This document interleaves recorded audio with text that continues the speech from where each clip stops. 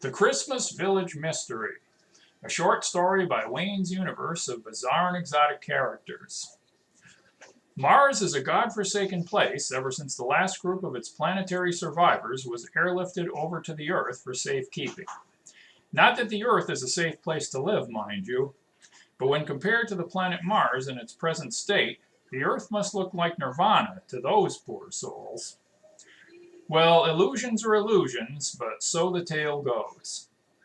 Now that the original inhabitants of the Red Planet have vanished from its confines, where they live deep beneath its surface in technologically unsophisticated catacombs, for the most part, the Earthlings have sent a variety of intrepid explorers to repopulate the place.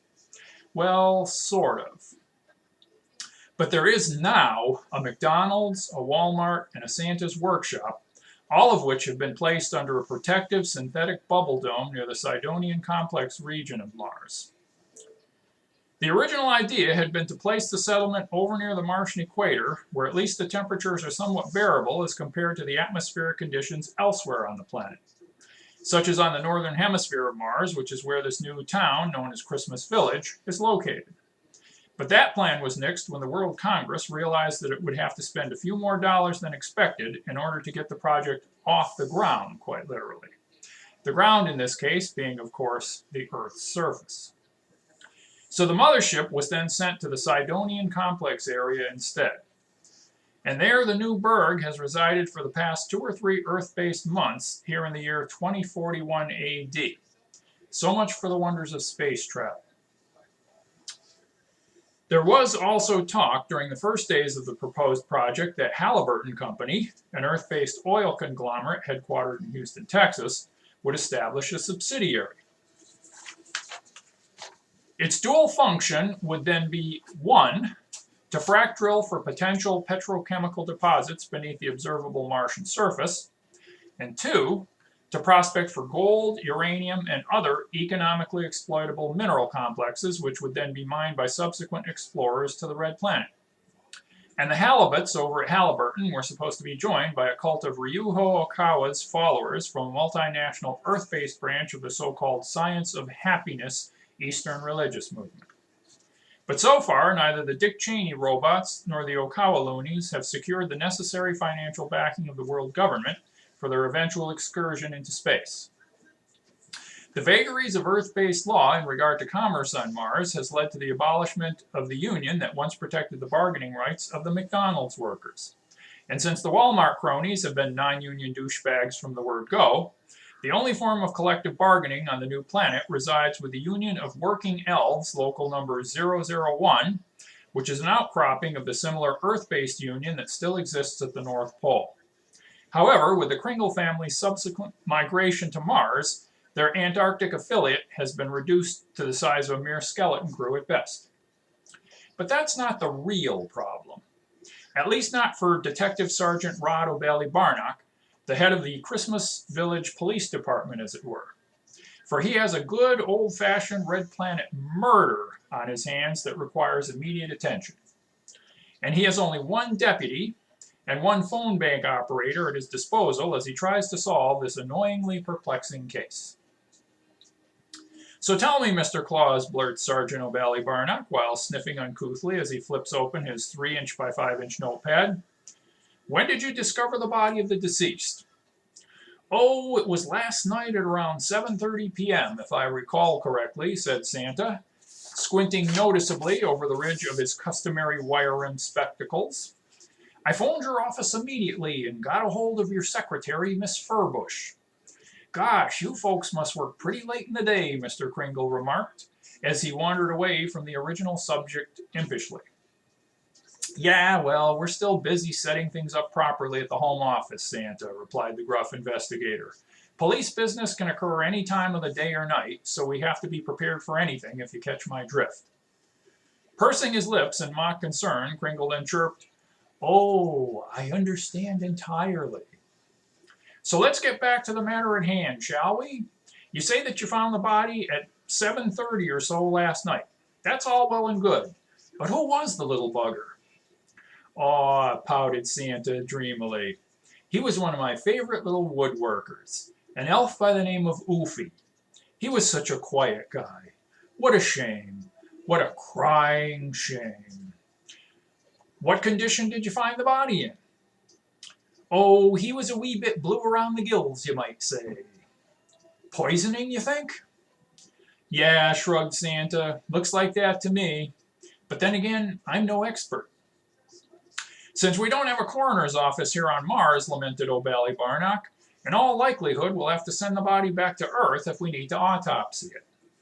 Crap, old man Kringle frowned. It's Christmas week. Today's already the 20th of December. The kids are going to be awfully disappointed if they don't get their presents on time. Yeah, you're right. We don't usually work on Sunday in our department, explained the sergeant. But with a murder investigation, the rules get bent a little. You understand, of course. Oh, perfectly, wheezed the jolly old fat man. Being a Christian myself, I don't like laboring on Sunday. But the rules on earth are different than they are in heaven, apparently. Yeah, religion, whatever, O'Ballybarnock responded indifferently, picking his nose. I've got a killer to catch, so the angels will have to take a back seat to that, I'm afraid. Well, I'll help you any way I can, Sergeant. You know that. Oh, by the way, the name's O'Ballybarnock, Rod O'Ballybarnock. He extended his hand to shake with Santa, who offered up a surprisingly limp paw in return. Pleased to make your acquaintance, Rod, beamed Santa Claus. Do you have any children of your own? They're back on Earth, 2 of them, replied Rod. I got divorced back in 2028. Sorry to hear that, snorted Kringle, rubbing his eye with his right index finger. Have your kids given you any grandchildren? Hey, who's questioning who here? Laughed O'Ballybarnock. Yeah, I've got 3 grandkids. You'll be visiting all 3 of them, I'm sure. Just what the world needs, moped the old fat guy. 3 more little brats. Glad to see you love your work so much, snickered O'Ballybarnock. Just then, Rod's deputy, Chuck Soren, waltzed into Santa's study and announced, I'm done interviewing all the elves, Sergeant O'Ballybarnock. Nobody knows nothing. Nobody's seen nothing. Typical clusterfuck, if you ask me. Ah, they're all hiding something, growled Rod like an angry mastiff. Then, turning to face Kringle pleadingly, the presiding officer grunted, Do you have any idea who might have done this, Santa? I mean, you're the one who spends most of your time with these tiny yo-yos. I think it was the retarded guy, huffed Soren. He just has that look about him. Don't call him retarded, Santa scolded the impudent deputy. The Elves Union insists that I hire a certain number of damaged workers just to keep the social services folks happy.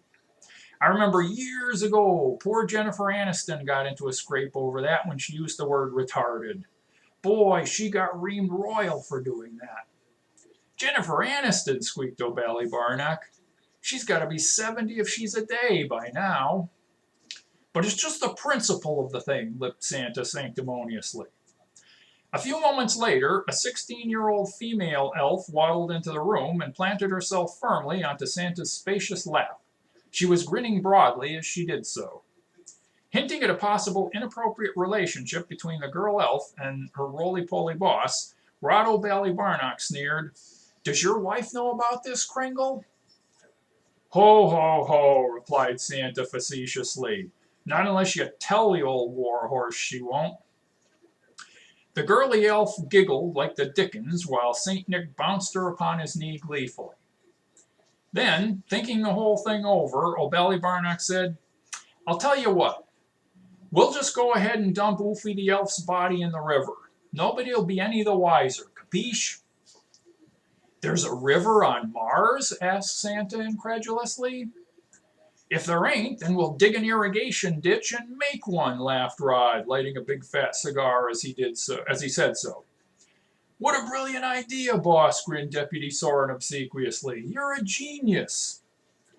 I'll go ahead and phone Miss Furbush to send a message over to those dummies on Earth, replied the sergeant underhandedly. This'll be just between you and me, Santa. And these 2 flies on the wall, said O'Ballybarnock, afterward pointing to Soren and the elf girl. And a Merry Christmas to all, gurgled the amiable fat guy as the sky outside turned gray. The end. Editing by Bill Rose. Thank you.